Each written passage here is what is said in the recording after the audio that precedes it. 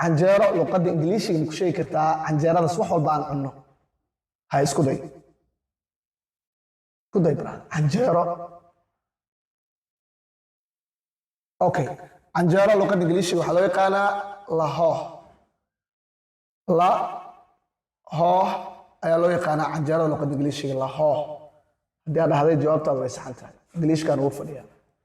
okay xalwo luqadda ingiliishiga ma ku sheegi kartaa xalwada aan isticmaalno xilliyada ciidii oo kale xalwo iyo biskud waa jecelnaa ha isku day luqadda ingiliishiga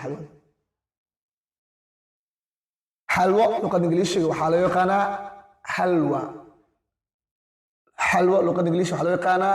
xalwa okay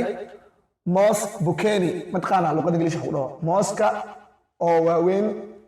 oo la kariyo sokortan lagu daro moos bukeni oo gaxbada lagu caayo isku dayay moos bukeni okay moos bukeni haddaa dhahday plantain jawaabtaada way saxan tahay moos bukeni luqadda ingiliishiga waxaa loo yaqaanaa plantain okay busketi ayaa lagaa rabaa stekiga aan isticmaalno oo hilib lo laga sameeyo oo rootiga aan dhex gashano steki aye isku day busketi kan waa khafiif waa fudud yaa wallah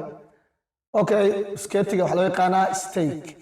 steak haddaa dhahday jawaabtaada way saxan tahay stekiga waa steak